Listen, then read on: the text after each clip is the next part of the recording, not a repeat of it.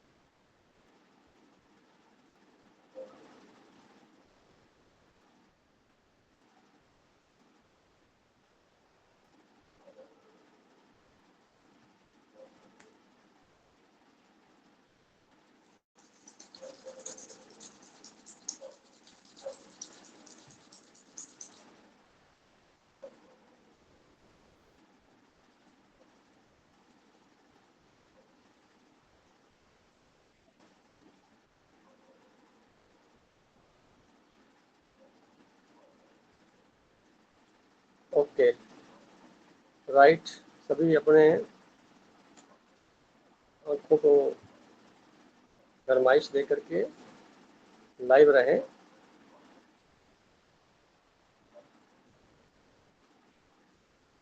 हमारे साथ जुड़े हुए सभी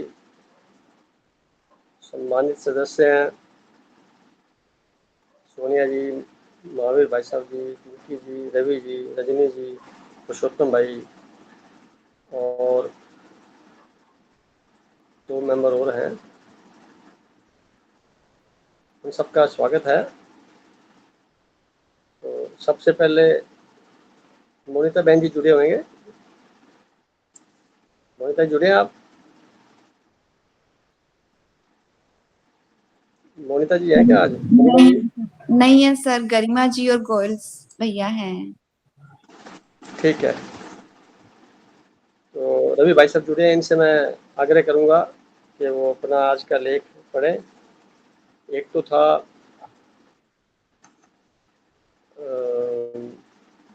आज का जो लेख था उसमें देखना होगा क्या कौन सा था, कर्मों के ऊपर था शायद, मन के रहस्य था, ऐसा भी था।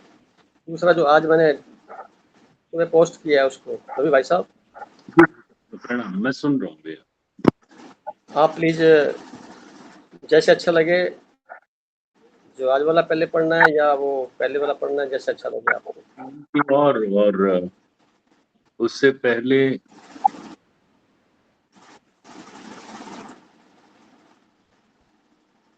यही दो ना? बोलिए।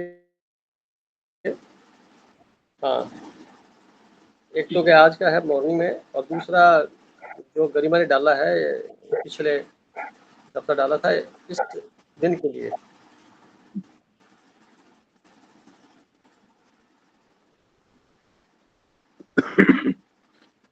स्वयं से स्वयं। हाँ, ये तो सुबह का हो गया। जी, इसको भी ये पढ़। जस्ट इससे पहले। इससे पहले तो वही है, मन के रहस्य पार्ट 2। हाँ, ये ठीक है, राइट सर। दोनों को पढ़िए, फिर हम आगे बात करते हैं। फिर एक शुभ सूचना भी देनी है। जी तो मोनिता बहन जी से जुड़ी हुई है, वो आएंगे तो फिर उसके बाद बात करेंगे। जी।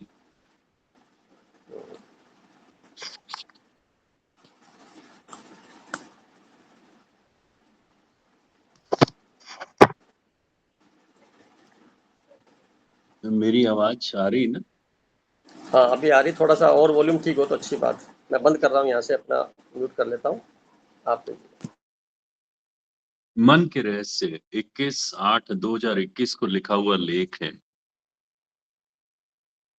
मन के रहस्य के अंतर्गत गतांक से पुनः अभिव्यक्त करते हुए मन की स्पीड, जल, थल, नभ, वायु, अग्नि, ईथर में दिखाई देने वाले सभी पदार्थों, उपकरणों, वस्तुओं, ग्रह, नक्षत्रों, वायुयान, उपग्रहों इत्यादि से भी ज्यादा है। सबसे तेज गति प्राप्त डिवाइस के अनुरूप कार्य भी उसी स्तर स्पीड का होना चाहिए। न होने की स्थिति में मन उस रिकॉर्ड की भांति जो जाता है, जैसे चलते संगीत रिकॉर्ड पेड़ की सुई अटक जाती है और मधुर संगीत एक अनचाहे शोर में तब्दील हो जाता है। मन का कार्य अनवरत विचारों को उत्पन्न करना है और मन की खुराक परमात्मा का चिंतन करना है। शुद्ध अमृतमय विचारों का आदान प्रदान करना मन को सशक्त बनाना है, जबकि व्यर्थ कर्मों में लिप्त मन स्वतः निर्बल हो जाता है। जबकि खाली मन आध्यात्म की सर्वोच्च स्थिति का परिचायक होने के कारण परमात्मा प्रदत्त विभिन्न स्वरूपों का नैसर्गिक तरीके से पर्याय बन जाता है। मन को भरना आसान है, जबकि खाली करना सबसे कठिन है। जिन सदस्यों को नींद नहीं आती या उनींदे रहते हैं, उन सबको सलाह है कि सोते वक्त कोई भी भक्ति संगीत की धुन सिर्फ 1 या 2 मिनट सुने या आध्यात्म चिंतन करते हुए धन्यवाद धन्यवाद से मन को लगाएं, निश्चित ही गहरी नींद आएगी। साथ ही रात भर मन के गहरे तल पर उत्पन्न तरंगे मन की शक्ति को व्यर्थता से सार्थकता में आने में सहयोग करेंगी। यानी मन को कोई काम चाहिए जो अनंत से जुड़ा हो, हद से परे हो, या विजुअलाइजेशन सचित्र वर्णन करते हुए मन को कार्यशील करें, परिणाम स्वतः ही सकारात्मक होगा, क्योंकि मन हमेशा अतृप्त रहता है। मजे की बात यह है कि जैसे ही मन रूपी एक कार्य पूर्ण हुआ तो तुरंत मन अगले मन माफिक कार्य में लिप्त होना चाहेगा। मन सरलता से भूतकाल की विशेषकर नकारात्मकता में शीघ्रता से विचरण करने लगेगा, जिसका आधार काम, लोभ या अहंकार से जुड़ा होता है, जो कालांतर में दुखी रहने का कारण बन सकता है। निर्जीव पुस्तकों में संजीवनी ढूंढते ढूंढते कई जन्म बीत गए, पर जब जीवंतता को अनुभव किया तो सिर्फ धन्यवाद के अलावा कुछ नहीं बचा। सभी निर्जीवों का इस्तेमाल और सजीवों के साथ नैसर्गिक प्यार में व्यवहार जीवन आनंदित बनता है। मन के अनुसार कार्य प्रणाली स्वतः ही पूर्ण हो जाती है। याद रखने की बात यह है कि जिन कार्यों में मन राजी होगा वो कार्य पूर्णता को प्राप्त होते हैं, बल्कि अधूरे मन से किया गया कार्य हमेशा अधूरा ही होता है। सभी असामाजिक कार्य हमेशा एकाग्रता में होते हैं, जबकि धार्मिक कार्यों में मन अधिकांशतः नहीं लगता। कारण असामाजिक कार्यों में भय व्याप्त होता है, जबकि धार्मिक कार्य भय रहित पूर्ण हो सकते हैं। चंद्रमा की पल पल बदलती कलाओं से मानव शरीर में निहित मन भी उसी अनुरूप प्रभावित होता है, खासकर पूर्णिमा से एक दिन पहले, पूर्णिमा वाले दिन और पूर्णिमा से एक दिन बाद तक। इसी तरह अमावस्या के दिन पहले, अमावस्या के दिन और अमावस्या के एक दिन बाद तक मन ज्यादा तरंगित होता है। गौर करने की बात है, इन्हीं दिनों पागल खाने में ज्यादा शोरगुल रहता है। इन्हीं दिनों में पागलों की संख्या बढ़ जाती है और मानसिक परेशानियों का सामना करना पड़ता है। एक खास बात यह है कि योग साधना में सफलता में भी यही 6 दिनों का विशेष महत्व होता है। यद्यपि अमावस्या को तांत्रिक क्रियाएं भी शामिल हैं, यानी एक तरफ मन नकारात्मकता में पागल होता है तो दूसरी तरफ वही मन परमात्मा चिंतन में सफलता प्राप्त करता है।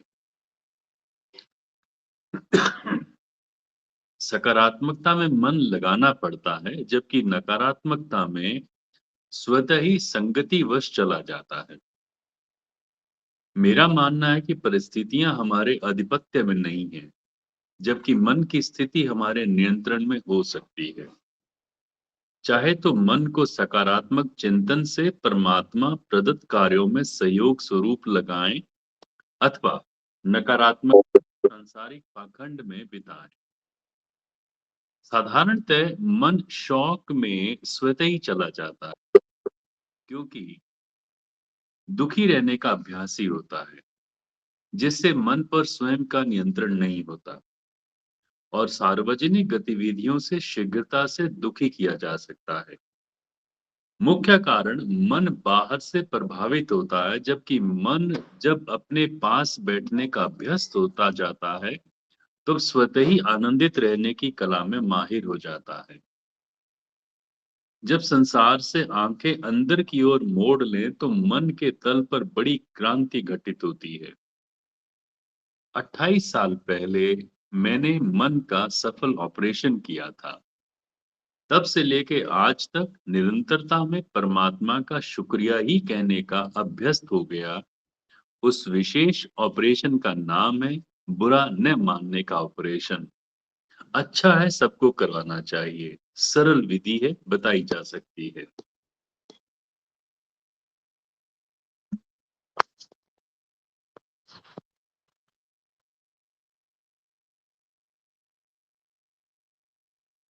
आज का विचार, स्वयं से स्वयं की ओर। पहले स्वयं से मतलब बाहरी जगत में परिचित शारीरिक मैं और मेरेपन से है, जो सर्वविदित और सर्वमान्य है। जबकि दूसरा स्वयं अंतर जगत में निहित और प्रवाहित ब्रह्मांडीय ऊर्जा यूनिवर्स से है। अधिकांश जन शारीरिक तल पर संपूर्ण जीवन ढोते ढोते जन्मों से अनवरत रूप में पुनर्जन्म के चक्र में चिरस्थायी अवस्था तक अनभिज्ञतावश जीवन व्यतीत कर इतिश्री कर लेते हैं। जीवन चक्र के किसी क्षण विशेष में जब स्वयं में स्वयं का बोध होता है, तब आगे की शेष यात्रा संपूर्ण नैसर्गिकता में स्वयं स्वतः ही होती प्रारंभ हो जाती है। उस क्षण विशेष के पहले की जीवन शैली, जिसमें अधिकांशतः ब्रह्मांडीय शक्तियों का बहाव होते हुए भी एहसास नहीं होता, परिणाम स्वरूप शिकायतों का पिटारा सजाया हुआ रहता है। कारण स्वयं का बोध रहित होना और बोध होने के उपरांत वही संसार होता है, जबकि संसार के रूपांतरण से दृष्टिकोण बदल चुका होता है। यानी स्वयं को स्वीकार करने और ब्रह्मांडीय शक्तियों के अनवरत बहाव में स्वयं को समायोजित हुआ होने का आनंदित एहसास से ओतप्रोत सिद्ध होता है। उदाहरण स्वरूप निश्चल बहती हुई नदी की यात्रा से समझ सकते हैं, जिस प्रकार नैसर्गिक पानी युक्त नदी अपने अनजान गंतव्य स्थल की ओर नैसर्गिक बहाव से बहती है और बेतरतीब मार्ग से आने वाले अवरोधों के बावजूद अपने नैसर्गिक बहने के स्वभावगत निरंतरता से सभी उबड़ खाबड़ रास्तों को पार करती हुई अंततः नैसर्गिकता में स्वीकार भाव से गंतव्य स्थल विशाल सागर में मिलकर समायोजित होकर लुप्त प्राय हो जाती। कारण स्वयं की नैसर्गिक गुणों से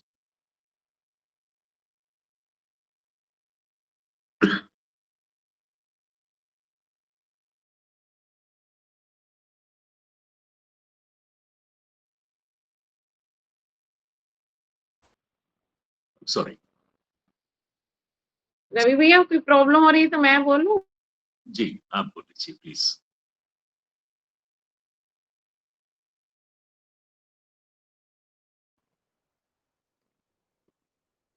नैसर्गिक स्वभाव से बहती है और बेतरतीब मार्ग में आने वाले अवरोध के बावजूद अपने नैसर्गिक बहने की स्वभावगत निरंतरता में सभी उबड़ खाबड़ रास्तों को पार करती हुई अंततः नैसर्गिकता में स्वीकार भाव से गंतव्य स्थल विशाल सागर में मिलकर समायोजित होकर लुप्त प्राय हो जाती है। कारण स्वयं की नैसर्गिक गुणों से बिना कोई प्रयास के स्वीकार भाव से मनुष्य भी अपनी नैसर्गिकता में सांसारिक अवरोधों पर अपनी कीमती ऊर्जा को बचाते हुए स्वीकार भाव से अपने नैसर्गिक गंतव्य स्थल मूल स्रोत से मिलकर लीन विलीन हो पाता है। यानी ज्योत का परम ज्योत में पुनर्मिलन। यह मिलन अगर बोध युक्त हुआ तो जीवन चक्र में पुनर्जन्म होना एक स्वैच्छिक विशेष घटना होती है और साधारणतः अबोध की स्थिति में मिलन बार बार पुनर्जन्म का मार्ग प्रशस्त करता है। ब्रह्मांडीय ऊर्जा अनंत है और जन्म भी अनंत होते जाते हैं। हर जन्म कुछ ना कुछ अधूरी इच्छाओं की पूर्ति हेतु अधूरा ही समाप्त हो जाता है, जो पुनर्जन्म का कारण बनता है। वास्तव में तो प्रत्येक जन्म का उद्देश्य तो पुराने मन को रूपांतरित करने के लिए होता है, ताकि उपलब्ध शारीरिक जीवन समय रहते शीघ्रता से संपूर्ण कर शेष बचे समय में निरंतरता में उपलब्ध उपहारित ब्रह्मांडीय शक्तियों के प्रवाह में स्वयं को समायोजित करना, ताकि जन्म चक्र के वर्तुल से परे होना यह कोई नामुमकिन नहीं है, वरन अबोध से बोध युक्त होने और बह रही प्राण शक्ति के प्रति सजग होना पहली शर्त पर चढ़ने से संभव है, जो अंततः परम ध्यान का मार्ग प्रशस्त करता है, जो निश्चित ही ब्रह्मांडीय प्रवाह में लीन विलीन होने का पर्याय है।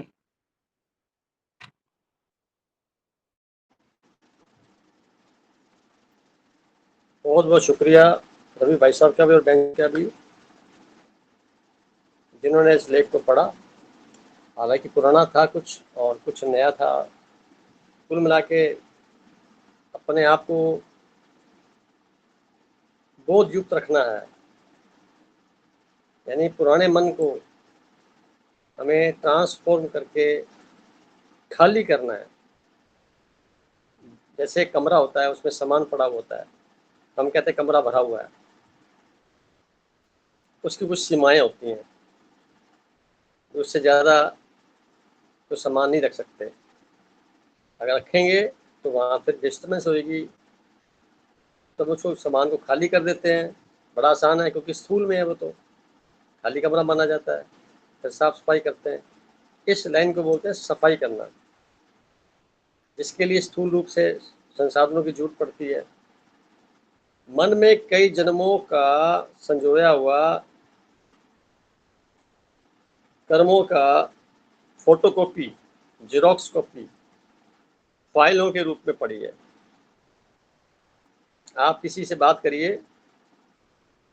अपना एक दुख उसको सुनाइए, कोई भी अपनी नेगेटिव घटना सुनाइए, वो इसके बदले में 4-5 अपनी सुना देगा। अगर आप अपनी पॉजिटिव घटना को एक सुनाएंगे तो भी वो 2-4 सुना देगा। यानी सबके पास मसाला, फाइलें, जखीरा बहुत सारा है। समाधान नहीं है, समाधान किसी से नहीं मिलेगा, तो खुद को तलाशना होगा, खुद को ही समझना होगा, खुद को ही इस बात के लिए राजी करना होगा कि मुझे खुद ही अपना रास्ता तय करना है। बाहर से प्रेरणा मिल सकती है, उदाहरण स्वरूप कुछ संदेश मिल सकते हैं, अनुभव की श्रेणी में उनका अनुभव सुनने को मिल सकता है। अंततः खुद को इस प्रक्रिया में अभ्यस्त करने से मन को खाली करना, मतलब रूपांतरित करना, जो हॉरिजॉन्टल या डाउनवर्ड घूम रहा है संसार में, उसको अपवर्ड लगाना है। तो उसके लिए थोड़ी मेहनत करनी पड़ेगी। जैसे पानी नैसर्गिक स्लोप की वजह से अपने आप बह जाएगा नीचे की ओर, ऊपर से नीचे की ओर बह जाएगा, कोई प्रयास नहीं करना पड़ता, बल्कि नीचे बहने में कुछ यंत्रों के द्वारा उसकी ऊर्जा भी प्राप्त की जा सकती है। और जब इसको समतल बहाया जाए थोड़ी सी तकलीफ होती है, पर इससे भी तीसरी बात यह है कि इसको ऊपर उठाया जाए पानी को, तो गर्म करना पड़ेगा, भाप बनानी पड़ेगी, तब उठेगा, बड़ी मेहनत करनी पड़ेगी। या फिर पंप के द्वारा, बूस्टर पंप के द्वारा इस पानी को ऊंचा उठाया जा सकता है, उसमें शक्ति लगानी पड़ेगी। ये शक्ति कहाँ से आएगी? ये हमारे पास मौजूद है। तो गर्म करना पानी को मतलब तप करना, साधना करना, शरीर को राजी रखना, इंद्रियों को राजी रखना इस बात पे कि संयमित जीवन जीते हुए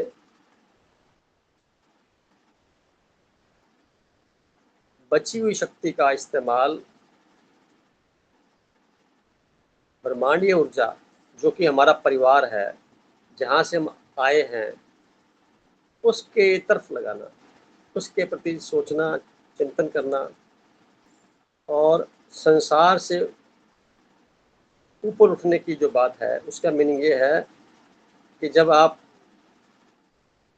शोरगुल की दुनिया से अपने आप को अलग करते हैं कुछ क्षणों के लिए, तो आप समय के पास बैठने का अभ्यास करते हैं। उसके लिए आंख खोल के बैठे, आंख बंद करके बैठे, कोई फर्क नहीं पड़ता। कैसे भी मुद्रा में बैठे, कोई फर्क नहीं पड़ता। किसी भी स्टेज में कभी भी कोई फर्क नहीं पड़ता। सारा समय, सारा कोई कंडीशन नहीं है कि इस कंडीशन से ऐसा होगा कि वैसा होगा। ये आपके पर्सनल व्यक्तिगत योग्यता पर डिपेंड करता है। भीड़ में रह करके भी आप एकांत में बैठे हो सकते हैं। शोरगुल के बीच में भी आप शांत होकर बैठ सकते हैं। और शांति वाले माहौल में भी आप अशांत हो सकते हैं। ये आपकी व्यक्तिगत जो योग्यता अर्जित की हुई है आपने मानसिक तल पर, उसका परिणाम है। तो कोई फार्मूला नहीं है, कोई गुरु नहीं है इसका, कोई किसी प्रकार की यूनिवर्सिटी नहीं बनी, कोई किसी प्रकार का ऐसा कोर्स नहीं है कि ऐसा करके हम ऐसा हो जाएगा गारंटी से कोई कह देवे। इतना बताया जा सकता है कि गुड़ का जो टेस्ट है मीठा होता है। ये किताबों में मिल जाए। किताबें निर्जीव होती हैं, उनमें ताकत नहीं होती। जो शब्द लिखे गए हैं उनमें भी जानकारी के अलावा कुछ नहीं होता, परंतु जिस शब्द को पढ़ करके हम अनुभव में ले आए वो जीवंतता को प्राप्त हो जाता है। शब्द वही जीवंतता को प्राप्त करने की विधि अंदर, यानी शब्द आपका मान लो बीज है और अंतःकरण आपका धरती है, तो उस बीज को धरती पर डालेंगे और फिर उसके अनुसार अपने आप को एक्ट करेंगे खाद पानी के रूप में, तो वो बीज वहां डेवलप होकर के पौधा बन सकता है, फल लेकर सकते हैं। इसमें कोई कुछ नहीं कर सकता। हमने श्रेय दूसरों को देने का एक प्रकार से अभ्यास किया हुआ है। ये अच्छे काम जो होते हैं कई बार कहते हैं हमने किए, खराब काम हुए किसी और ने करा दिए, ब्लेम दूसरे पर लगता है। या अगर आपको कोई कहे कि आप बहुत अच्छा कुछ करते हैं तो आपके मुख से कभी भी स्वीकार भाव नहीं आएगा, क्योंकि स्वीकार करने की क्षमता ही नहीं है, इतना हौसला ही नहीं है। तो आज आपको बताया जा सकता है परमात्मा यूनिवर्स की जो क्वालिटीज हैं, एट्रीब्यूट्स हैं, वो सारे के सारे हमारे अंदर निहित हैं, सूक्ष्म रूप से दिखाई नहीं देते। वो हमारे ओरा में शामिल है, हमारे कर्मों में शामिल है, हमारे व्यवहार में शामिल है, हमारी वाणी में शामिल है, हमारी दृष्टि में शामिल है। हमारे शरीर स्थूल में जब जब कहीं जाएंगे तो वो उसके परिणाम मिलेंगे। आप देखेंगे, आप में से आपने अनुभव किया होगा, जो ध्यान साधना के लोग रास्ते पर हैं, किसी शॉप या कहीं किसी ठेले वाले के पास जाते हैं या किसी दुकान में जाते हैं तो वो खाली बैठा हुआ है पहले, और जैसे ही आप जाते हैं तो उस ओरा से, आपकी एनर्जी से अट्रैक्ट करके और क्लाइंट उसके पास आ जाते हैं, और वो सामने वाला प्रभावित इस बात पर रहता है कि इनके आने से काम मेरा बढ़ गया। तो ये अकस्मात नहीं होता, एनर्जी का लेवल है सारा। जैसे आप गए वहाँ प्योरीफाई कर दी एनर्जी आपने, जहाँ जहाँ दृष्टि दी, जहाँ जहाँ आपके शारीरिक पैर वहाँ पहुँचे, तो वहाँ पे मंगल की भावना ऑटोमेटिकली चली गई, क्योंकि आपकी मानसिक स्थिति बड़ी सुदृढ़ है, काफ़ी पावरफुल स्थिति के अंदर है। दृष्टि में पावर आ जाएगी, व्यवहार में पावर आ जाएगी, आपके स्पर्श में पावर आ जाएगी, उसको बोलते हैं माइट, कृपा, वो आ जाएगी। लाइट आपकी आंखों से जाएगी, आप एक निमित्त बन गए ब्रह्मांडी शक्तियों को कैरी फॉरवर्ड करने के लिए, ट्रांसफर करने के लिए। इसमें कोई एहसान नहीं है, कोई बहुत बड़ा चमत्कार नहीं है। एक स्वाभाविक प्रक्रिया है। जैसे जैसे मन निर्मल हो जाएगा, यानी मन साफ होता जाएगा, यानी मन खाली होता जाएगा, यानी मन की दिशा ऊर्ध्वागमन की तरफ हो जाएगी या बोधपूर्ण हो जाएगी, अपने आप पर टिक जाएगी, अपने आप को स्वस्थ और स्थित रखने की तरफ हो जाएगी, आप आनंदित होना एक परिणाम है उसका।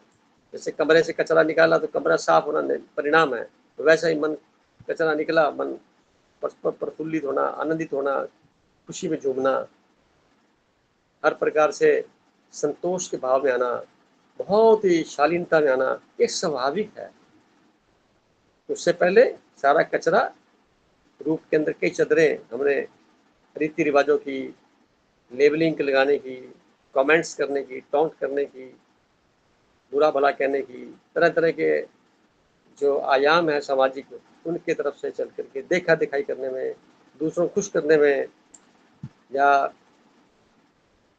अपने आप को डिग्रेड करने में या अपग्रेड करने में, व्यर्थता में जो एनर्जी लगाते हैं वो मत लगाइए।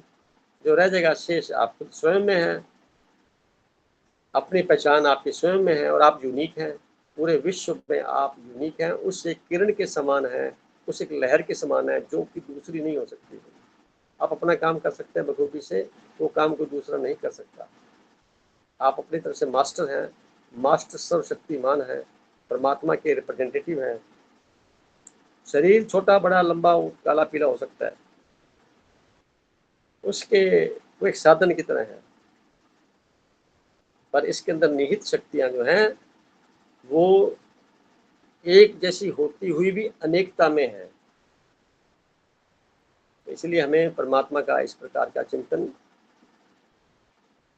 ध्यान रूपी सीढ़ी की तरह करना चाहिए ताकि पल पल बढ़ सके। एक लाइन लिखी है मैंने एक ऑपरेशन कराने की, वो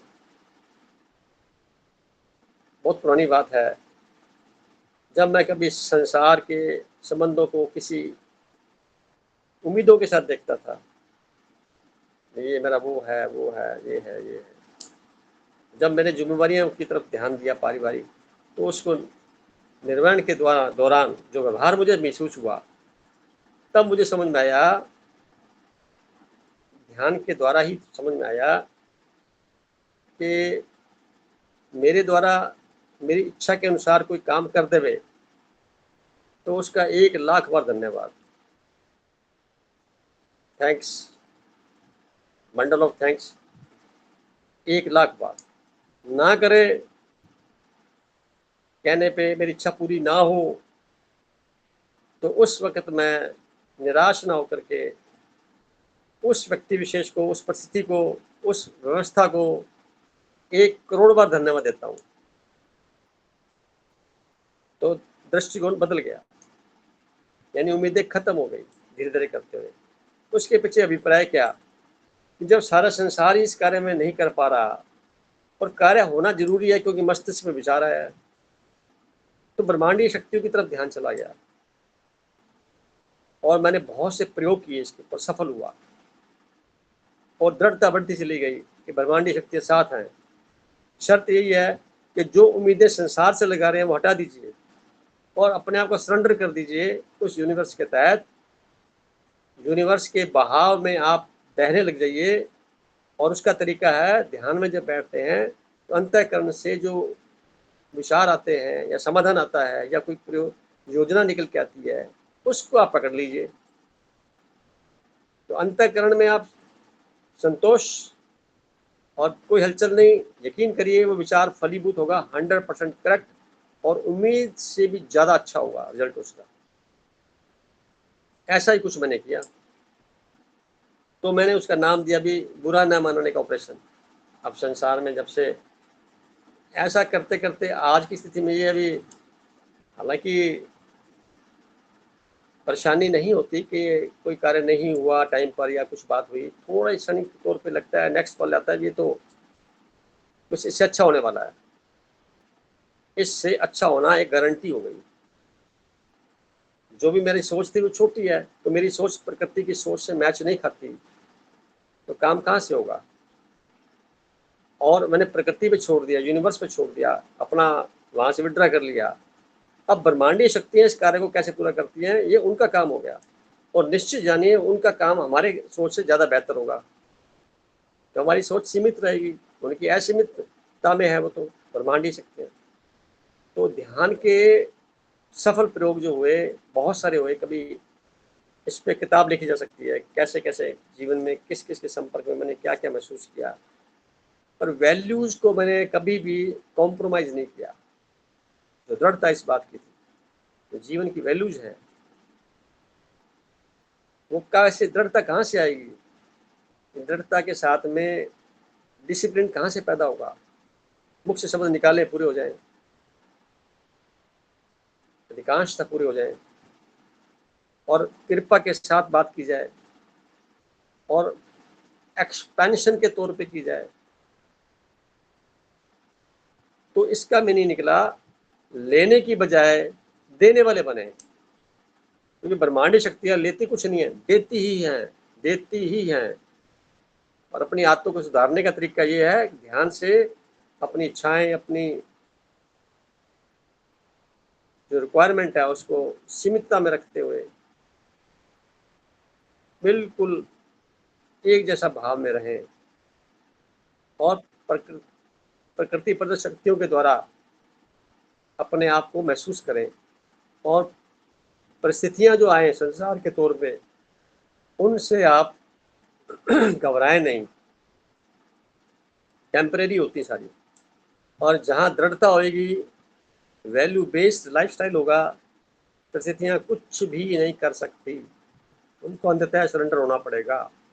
कि ब्रह्मांडी शक्तियां सच्चाई से जुड़ी हुई हैं, टोटली सच्चाई से जुड़ी है, ईमानदारी से जुड़ी हुई हैं। उनके जो एट्रीब्यूट्स हैं, उन्हीं एट्रीब्यूट्स में से 1, 2, 5, 10 जितने भी हम एट्रीब्यूट्स के प्रति सजग हो जाते हैं, तो वो डेवलप होकर के बहुत बड़ा रूप ले लेती हैं। वही हमारा व्यक्तित्व बनता है, वही वैसे हमारे विचार आएंगे, वैसे वैसी कार्य प्रणाली होगी, और वैसे वैसे दिनचर्या हमारी बीतेगी। तो इन शब्दों के साथ में मोनिता बहन जी जुड़े हुए हैं हमारे साथ। मोनिता बहन जी, जी सर, प्रणाम। सबसे पहले तो ग्रुप की तरफ से आपको बहुत बहुत बधाई कि आप बहुत धन्यवाद सभी को। सैटरडे को ज्वाइन किया है, जब प्रधानाचार्य है,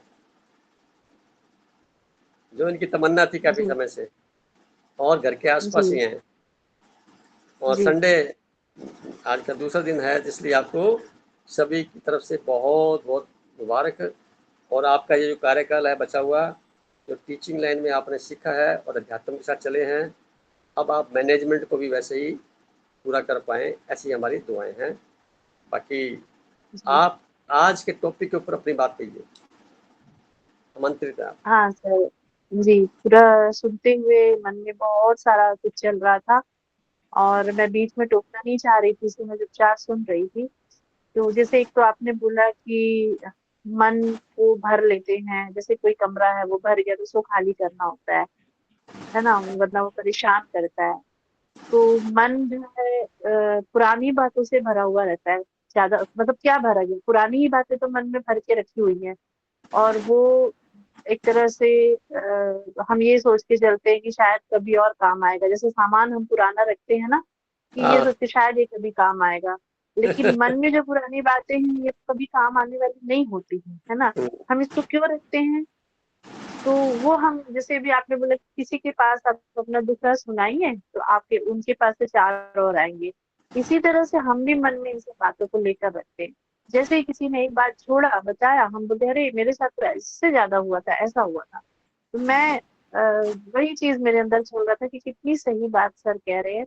हम मन को खाली ही नहीं कर पाते हैं। तो मन को खाली करेंगे तो उतनी ही शक्ति भरेगी, वहां पर उतनी पावर आएगी। और पावर कौन सी है? बहुत सारे पावर्स हैं, है ना। एक सहने की शक्ति, एक समाने की शक्ति, आप कितना उसको मर्ज कर ले, अपने अंदर समा लें उसको। और एक है, मतलब जितनी शक्तियां आपके अंदर आ सकती है वो तभी आएंगी जब मन खाली होगा। और हमने मन को ऐसे भरा हुआ है, और ज्यादातर व्यर्थ की बातों से भरा हुआ है, जिसके कारण आगे हम बढ़ नहीं पाते हैं, बोझ से हल्के नहीं हो पाते, उड़ नहीं पाते हैं, आनंद नहीं ले पाते हैं। तो ये चीजें चली थी कि हाँ, मतलब कितना सही है कि छोड़ते जाओ चीजों को, जितना लेके रखेंगे आगे नहीं बढ़ पाएंगे। दूसरी बात तो ये भी एक चीज आ रही थी सर, कि अ, हम जैसे निमित्त भाव से हमको सेवा करनी है, हम करते भी जा रहे हैं, करते भी जा रहे हैं, हाँ, एक्सपेक्टेशन भी नहीं रखना है कि कोई हमारे लिए ये कहे कि हाँ ये करता है या करती है, ठीक है, ओके, वो करना है। पर कई बार उस सेवा के बाद भी अगर ये सुनने को मिलता है कि ये कुछ भी नहीं करते, ये कुछ भी नहीं करते, ये कुछ भी नहीं करते, तो थोड़ा सा मन में हलचल आता है कि इतना, मतलब इतना करने के बाद भी अगर ये सुनने को मिलता है कि कुछ भी नहीं करते हैं, तो यहाँ पर जैसे आपने अभी कहा ना कि कोई हमारे लिए करता है तो धन्यवाद, और नहीं करता है तो 1 करोड़ बार 1 लाख बार धन्यवाद। तो यहाँ पर भी मतलब वो यहाँ पर भी शायद यही बोलना पड़ेगा कि ठीक है, कोई बात नहीं। अगर आपको लगता है हम हमारी सेवा में अभी भी जहाँ तक कोई कमी है कि हम सामने वाले को संतुष्ट नहीं कर पा रहे, ये ना कि कहने का मतलब ये लगा कि बहुत मन को बढ़ा करके वो भाव ही छोड़ दो कि कोई हमारे लिए कुछ कहेगा या बोलेगा, है ना। आपको बस बहते जाना पड़ेगा, बहते ही जाना पड़ेगा। तभी मतलब बहुत सारी चीजें इसमें मैंने शामिल की। एक तो आपको हल्का होना है, तो आपको मन को खाली करना है, तब आप आगे बहुत आसानी से मतलब स्मूथली बढ़ पाएंगे, वरना रगड़ रगड़ के बढ़ पाएंगे हम लोग अपने आप को, हमें खींचना, ड्रैग करना पड़ेगा। अगर आप मन में बहुत सारी पुरानी बातें रखते हैं तो सर बहुत चीजें एकदम खाली हो गई है मन से, एकदम पहले वाली स्थिति में है, एकदम खाली हो गई है। और कहीं कभी कभी थोड़ी चीजें अपने आसपास के लोगों से आती हैं, पर मौन मतलब आगे बढ़ जा रहे हैं, अगर उसको रिएक्ट ना करें और मौन में रहें, थोड़ा बहुत मन हलचल में जरूर आता है, मैं ये भी बोलूंगी, लेकिन फिर भी मौन के द्वारा हम उसको जीत पा रहे हैं, चीजों को बहुत जीत पा रहे हैं। और अहंकार जो होता है, अभिमान, जब वो जो बुरा लगने वाला, वो बुरा तभी लगेगा जब मेरे अंदर अहंकार होगा, अपमान की भावना आएगी, तो वो अहंकार भी छोड़ देंगे कि ठीक है, सबसे देखने का नजरिया अलग अलग है, तभी हम आगे बढ़ पाएंगे। तो वो आज जैसे लगा कि सारी बातें मेरे लिए ही हो रही हैं, ऐसा व्यक्तिगत रूप से मैं महसूस कर रही थी। जी। और आप सबकी दुआएं चाहूंगी, आशीर्वाद चाहूंगी कि नए पद को मैं बहुत निमित्त भाव से, नए कार्य को मैं सेवा भाव से कर पाऊं, और सबकी उम्मीदों पर खरी उतरूं मैं। और ईश्वर का लाख लाख क्या करोड़ों कोटि कोटि धन्यवाद है कि भगवान ने मुझे इस अध्यात्म के मार्ग पर ला खड़ा किया है। तो मैं कभी भी ऐसा कोई भी मेरे से गलत कर्म नहीं होगा, मैं पूरी ईमानदारी से सेवा को निभाऊंगी, इस पद का मान रखूंगी। जी। बहन जी, आपने जो बातें की ना बीच में, देखिए पानी का स्वभाव है मन की तरह। पानी नीचे बहता है, मन भी नीचे बहता है। नीचे संसार है, ओरिजेंटल पे जंक्शन है संसार और निरंकार का। उसका सेतु क्या है? हमारी ये थर्ड आई। अब क्या है, थर्ड आई तक पहुंचते पहुंचते कई जन्म युग बीत जाते हैं। इससे आगे नहीं बढ़ पाता आदमी। इससे आगे बढ़ने के लिए थोड़ा और मेहनत करनी पड़ेगी। जब यहाँ पहुंच जाएगा तो एक प्रकार का आपको हेलीकॉप्टर मिल गया बैठने के लिए, यानी ये आपका छठा चक्कर हो गया शरीर में जो है, आज्ञा चक्कर। तो यहाँ आज्ञा देने लायक हो गए। किसको? अपने आप को, दूसरों को नहीं, अपने आप को। तो ध्यान में अपने आप को हेलीकॉप्टर में बिठा के 7वें चक्कर की ओर, यानी और हल्के हो जाए। हेलीकॉप्टर उड़ेगा तो शरीर धरती को छोड़ के उड़ेगा ना, वैसे शरीर को छोड़ के ऊपर उठ रहा। अब पानी अगर नैसर्गिक तरीके से नहीं बहता तो रुक जाएगा कहीं, बांध बना के रोक लिया तो रोकते ही क्या हुआ, उसमें सड़ने लग जाएगा पानी। क्यों? उसका स्वभाव तो नहीं है रुकना, उसको जानबूझ के रोका गया। ऐसा ही संसार की गतिविधियों में, व्यवहार में बहुत सारे बांध बना लिए गए हैं अदृश्य रूप से। बहुत सारे बांध बनाने से जो उसकी नैसर्गिक ब्यूटी है, सौंदर्य है, वो लुप्त प्राय हो गया। तभी आप जिस मर्जी देख लीजिए, अधिकांश जन आपको चेहरे से उदास, परेशान, और उनके पास शिकायतों का पिटारा होता है। बहुत कम लोग होंगे यार मैं बहुत शानदार हूँ, बहुत बढ़िया हूँ, खुश हूँ। लोग पूछेंगे यार आपकी सेहत ठीक है, इतनी उम्र ले ली आपने। भाई तेरे को डाउट है, तेरा डाउट तेरे पास रख, मैं बहुत प्रसन्न मुद्रा में हूँ। बल्कि वो आपके संपर्क में आकर के अपने आप पे गिलानी करने लग जाएंगे, यार मैं कैसा और ये कैसा है। तो ये पहचान हो जाएगी उसको अंतर आने में, क्योंकि उसकी नज़र दूसरों को देखने के लिए है, आपकी नज़र अपने आप को देखने में लगी हुई है। दोनों में बड़ा अंतर, भारी अंतर है। ये अंतर हमें बिल्कुल सही बनाए है। रखना है, मन को ट्रेन करना है, मन को रूपांतरित करना है। जब हमें पता लग गया मैं कौन, अनुभव में आ गया,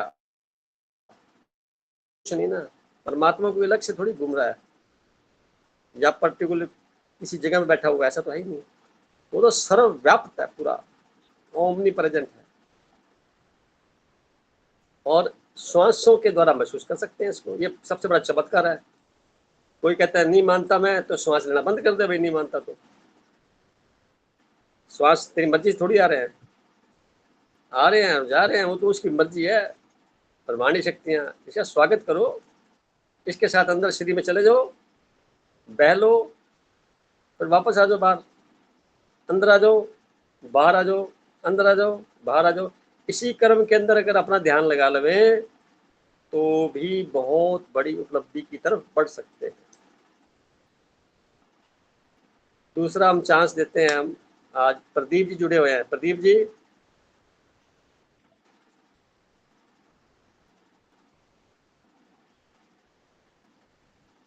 आवाज आ रही है आपको? नीरू जी ने लेख पढ़ा था ना? जी भाई साहब, मैं ही जुड़ी हुई हूँ। हाँ, आपने लेख पढ़ा था, आपका शुक्रिया कहूंगा मैं। बहुत प्यारी आवाज और काफी इंटेंसिटी के साथ है। तो आप जुड़ा करें हर एक मीटिंग में। और आप क्या कहना चाहते हैं? आपने लेख सुना है, पढ़ा भी है, क्या कहना चाहते हैं? हाँ जी भाई साहब,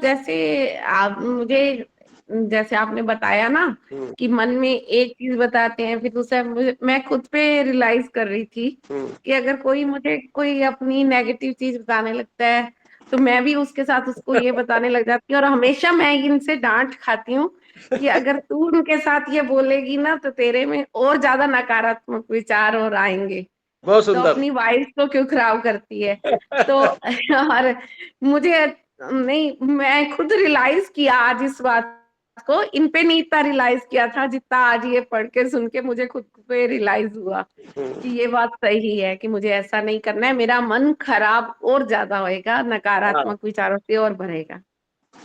अगर कोई आपके सामने ऐसी बात कहे तो आप कोशिश तो करें भी उसको दृष्टि से, स्पर्श से, वाणी के ऐसे शब्दों से, या मन ही मन उसके प्रति भावना बह करके एनर्जी पॉजिटिव देते हुए इसका कल्याण हो, इसका जीवन सफल हो, ये जो जिस पीड़ा में गुजर रही है, इस पीड़ा के द्वारा इसको जो तकलीफ हो रही है, परमात्मा की तरफ से जो आपके पास हो सकता है, आप उसको सकारात्मक वे में ला सकते हैं।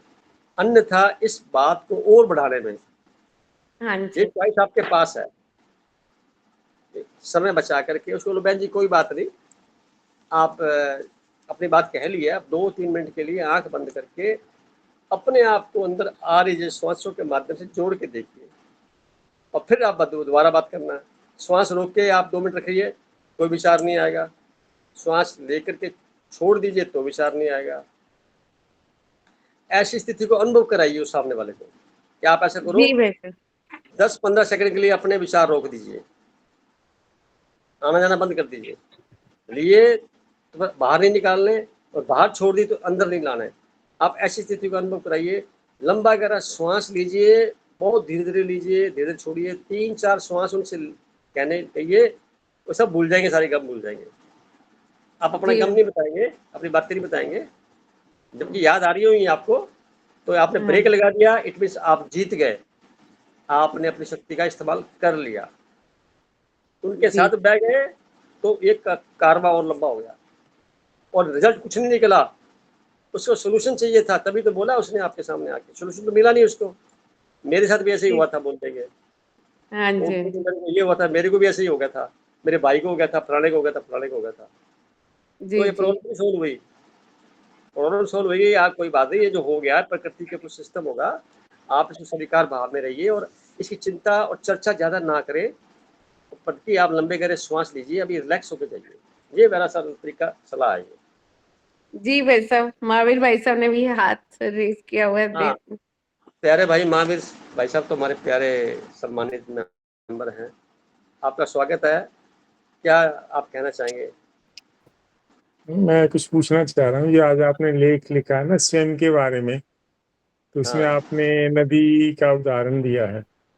हम्म, तो नदी तो अपने प्रवाह में चलती रहती है, वो न उबड़ खाबड़ रास्तों से घबराती है, ना कहीं पे हम्म, बहुत अच्छा स्थान आए तो वहाँ रुकने की उसकी तमन्ना होती है। पर हम हाँ। हमें नदी में फर्क ये है कि हमें जहाँ पे अच्छा लगता है वहां पे रुकना चाहते हैं, आगे नहीं बढ़ना चाहते। पर जहाँ उबड़ खाबड़ आता है वहां से बचना चाहते हैं, सही है, सही बोल है ना।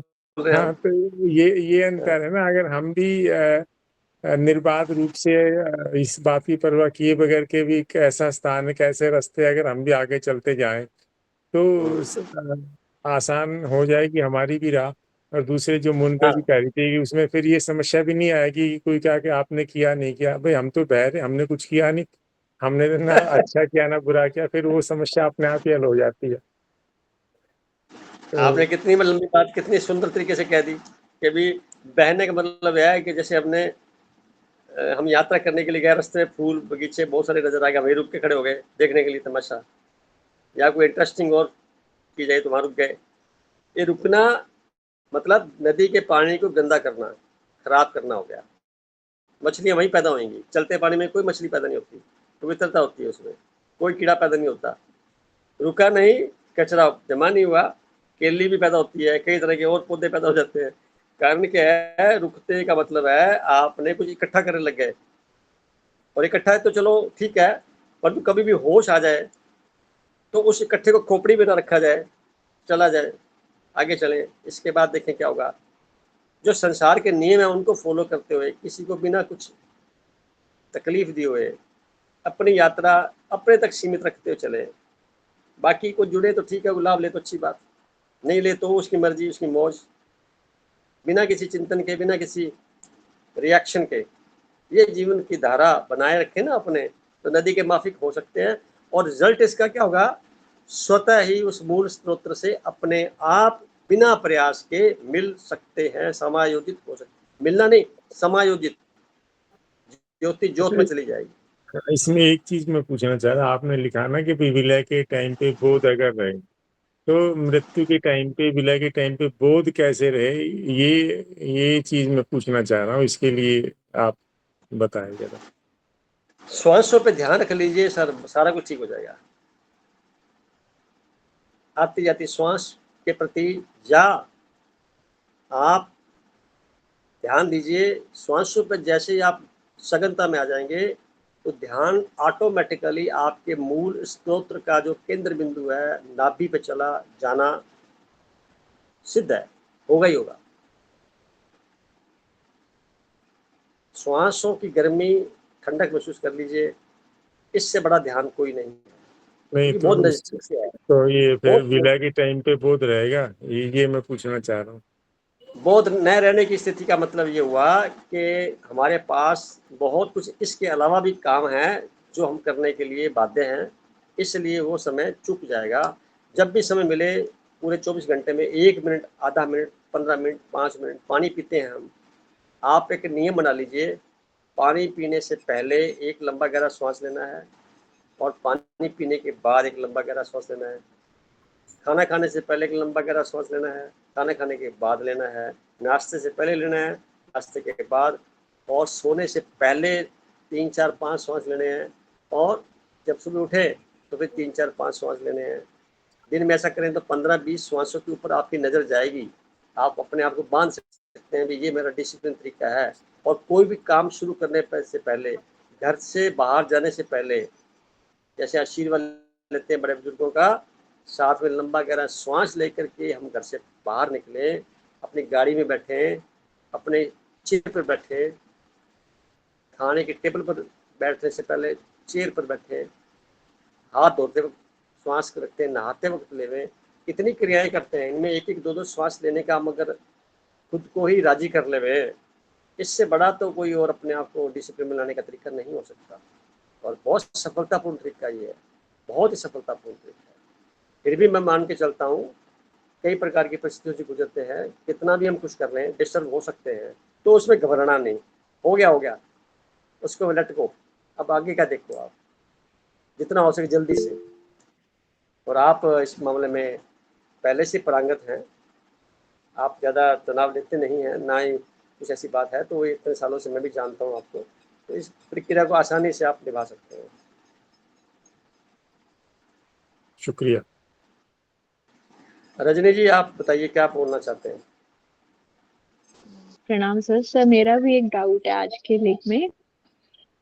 हाँ। सर ये था कि हमारी अधूरी इच्छाएं जो है हमें दोबारा से इस मतलब वर्ल्ड पे पुनर्जन्म का कारण बनती है। तो सर हम कैसे कैसे जाने कि हमारी इच्छा कौन सी अधूरी है? और आई बिलीव कि ये सारी इच्छाएं हमारी मटेरियल वर्ल्ड की है, तो क्या इन्हें पूरा करना इतना जरूरी है? तो आप फिर क्यों याद करते हैं? तो अपने से पूछ सकते हैं आप भी, विचार वही क्यों आ रहे हैं? आप शादी से पहले, बल्कि मैं कहूँगा कि 12 साल की उम्र से पहले और टीनेज के बीच में और टीनेज समाप्त होने के बाद में मैरिज वाले पॉइंट पे, ये सारा सब्जेक्ट था। जो पहले विचार कैसे आते थे, फिर विचार कैसे आते हैं, अब विचार कैसे आते हैं, और वर्तमान में विचार कैसे आते हैं। तो विचारों की जो क्वालिटी है वो बदल गई, परंतु बैकग्राउंड वो एक ही है। 3 पॉइंट होते हैं, या तो अहंकार से जुड़े विचार आएंगे, या काम से जुड़े विचार आएंगे, या आपके लोभ से जुड़े विचार आएंगे। चौथे तरह के विचार हो ही नहीं सकते। अब तीनों के विचारों के साथ में जो जो परिस्थितियां हमारे फेवर कर जाए, या जहां से सपोर्ट मिल जाए, उसके प्रति हमारा मोह पैदा हो जाएगा, जो वो भी टेम्परेरी है। कब तक? जब तक वहां से हमारे को प्राप्ति, हमारा अहंकार पुष्ट हो रहा है, तब तक मोह रहेगा। अहंकार पुष्ट होना खत्म, मोह खत्म, टेम्परेरी है। और इन तीनों की पूर्ति के लिए विभिन्न रूपों में जिन जिन से हमें विरोध सहना पड़ता है, उनके प्रति क्रोध पैदा हो जाएगा। क्रोध परमानेंट नहीं है, मोह परमानेंट नहीं है, टेम्परेरी, क्षणिक है।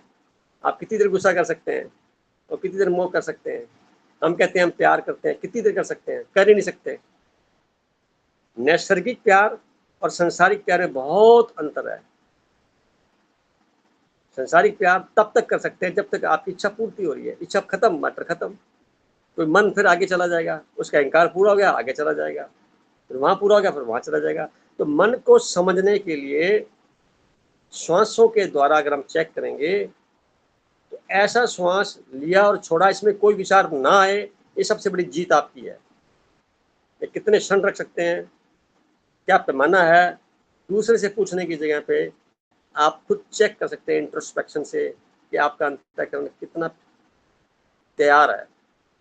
अपने आप को चेक करना दुनिया का सबसे बड़ा पैमाना खुद के पास है। जबकि अभ्यास में क्या आता है? अभ्यास में ये आता है, हम खुद दाता होकर के भी, हम बहुत बड़े सृजनहार के कनेक्शन में होकर के भी भिखारियों वाली एक्टिंग करते हैं। अब देखिए किसी को आप, तो जब मेरे पास बैठते हैं तो मैं सारा उसको समझा देता, तू ये है वो है, क्यों परेशान हो रहा है? तो 10 मिनट में ठीक होकर चला जाता है, 15 मिनट, आधा घंटा। कारण क्या है? उसको कोई बताने वाला नहीं ऐसा। और जो बताने वाले हैं बहुत बड़े गुरुडम बना लेते हैं, बहुत बड़े आश्रम बना लेते हैं, और अंत में मिलता कुछ किसी को नहीं है जब तक खुद अपनी यात्रा खुद ना करे। ये बिल्कुल सच्चाई है, कड़वी सच्चाई है। तो मैं गलत तो नहीं कर रहा, समझ रहे होंगे आप। ईमानदारी से हमें अपने आप को अपने कर्मों में समायोजित होना है, और हम एहसान नहीं कर रहे किसी के ऊपर। प्रकृति के नियम यही है, हम उसके खिलाफ काम करते हैं। क्या जरूरत है हमें, अब पूछा जाए कि किसी से, मेरे पास लोग चंदा लेने के लिए कई बार आते थे, आजकल तो नहीं आते, सब इतने रुपए चाहिए, मैं पूछता अभी आपका बजट क्या है, क्या करना चाहते हो, ये बनाना है, कितना बजट है, कि जितना मर्जी आ जाए। मैं क्या, व्हाट डज इट मीन जितना मर्जी आ जाए? क्या पूरा खाता नहीं हुआ वो आपका, जितने अभी इकट्ठे कर लिए आपने? क्या सर आप कोई क्वेश्चन नहीं देना तो दीजिए, नंबर दीजिए। मैं ये कौन सा क्वेश्चन हुआ, क्योंकि ऐसा क्वेश्चन को पूछता नहीं आपसे, जितना मर्जी ले लो, फिर क्या यूज, क्या गारंटी है कि इसका यूज कैसे करोगे आप, क्या गारंटी है? इससे बेहतर है अपनी जमा पूंजी से कुछ करके दिखा दीजिए जनता को, वो अपनी मर्जी से दे तो ले लेना। मांगने भिखारी उतने गली गली जाने से क्या फायदा होगा, क्या मनी निकलेगा इससे? क्या दिखाना चाहते हैं आप अपने रिश्तेदारों से जाएंगे तो वो आपको खुश करने के लिए बेमन से पैसे देंगे और वो किसी काम नहीं आएंगे, मन से पैसे दिए जाएंगे श्रद्धावश, वो मैटर दूसरा हो जाएगा। मांगने से तो भिखारियों वाला खेल हो जाएगा। कोई नहीं देना चाहेगा तो कहेंगे जी उसने इतने दिए थे, उनको लड़ा देंगे आपस में और प्रतिस्पर्धा करा के कुछ ले जाएंगे। ये सारा तरीका ही गलत है, जब फाउंडेशन ही गलत है आपकी तो इमारत कहाँ से अच्छी होगी? क्या जरूरत पड़ती है किसी को ऐसा काम करने की? क्या आप जहाँ रह रहे हैं पहले परिवार में उसको संतुष्ट किया? क्या अपने व्यवहार से सारे परिवार के लोग सुखी हैं आपके व्यवहार से? मुद्दा तो सारा वो है, अलग से बना करके कोई संस्थान उसमें से लोगों को करेंगे। अरे तो आप पहले खुद तो ठीक हो जाओ, आपको देख के चार वैसे लोग बदल जाएंगे। कोई इमारत संस्थान बनाने की कोई संस्था जरूरत नहीं है, ऐसा ही जीवन होना चाहिए वाला। टाइम हो चुका और प्रश्न मन में है कोई आपके? सर क्या हम मेडिटेशन के थ्रू अपनी जो नेगेटिव, हम यहाँ पर इस वर्ल्ड में है, नेगेटिव बहुत चीजें रहती हैं, तो नेगेटिव एनर्जी अट्रैक्ट भी कर लेते हैं, तो क्या हम ये नेगेटिव जो हमारी इच्छाएं हैं, जैसे आपने कहा हमारी इच्छा काम की होती है, क्रोध की होती है, ये इच्छाएं होती हैं, तो कभी ऐसा होता है कि कभी मुझे मौका मिले तो मैं अपनी ये चीज बोल पाऊं, बट क्या मेडिटेशन के थ्रू हम इच्छा को अगर सुप्रेस कर लेते हैं या दबा लेते हैं तो उससे तो ये जो जन्म मरण के चक्कर से तो मुक्ति मिल सकती है, मैं ऐसे समझना चाहूंगी। हाँ, आप ऐसा मानिए, देखो ये जितनी भी वर्डिंग आप यूज कर रहे हैं या जो कुछ भी आपको अनुभव हो रहा है, ये सारे छोटे छोटे पर्दे हैं, आप इकट्ठे कर रहे हैं फाइलें बना के। आपको लगता है कि मुझे मेरी कोई बात कहनी है तो बहुत बड़ा सरल तरीका है, लंबा गहरा श्वास भरिए, दोनों हाथ फैलाइए, पूरे यूनिवर्स ऊपर की ओर देखिए, आकाश को, कहीं पर भी, और इस यूनिवर्स को संबोधित करके बात करिए। आप सारा कचरा निकाल दीजिए, वहां से जवाब ठंडक के रूप में आएगा और कुछ नहीं आएगा। वहां से जो जवाब आएगा वो बिना कोई विचार के आएगा, और जितनी बार आप कहेंगे उतने हल्के होते चले जाएंगे। और यकीन करो ये बात कहीं ना कहीं रिकॉर्ड हो रही है और समाधान भी हो रहा है, क्योंकि वहां पे नेगेटिविटी चीजें जाती नहीं है, परंतु आप अपने आप को हल्का कर सकते हैं वनस्पति की दूसरे किसी व्यक्ति विशेष को बनाने के लिए। तो वहां से आपको उनकी बातें सुना देगा, वो आपको चार बातें सुना देगा। उसके बाद पहले जखीरा बहुत बड़ा पड़ा है ही नहीं ना। युग जो चल रहा है ना वर्तमान में समय है, ये रूपांतरण होने के तौर पर पड़ा हुआ है। इसका प्रभाव हम प्रकृति में देख रहे हैं आजकल, और आने वाले समय में बहुत तेजी से 5-7 सालों में प्रकृति पूरी तरह से बदल जाएगी। धरती हमारी 23.5 डिग्री पे झुकी हुई है, धीरे धीरे करके बिल्कुल नॉर्मल हो जाएगी। तो जैसे ही नॉर्मल हो जाएगी ये सारी दुनिया एक प्रकार से मानसिक तौर पे तैयार मिलेगी। अभी तो मानसिक हैजार्ड्स पे चल रही है, मैं इसको बोलता हूँ मोरल हैजार्ड्स, उस पर चल रही है। ये धीरे धीरे सुधर जाएगी।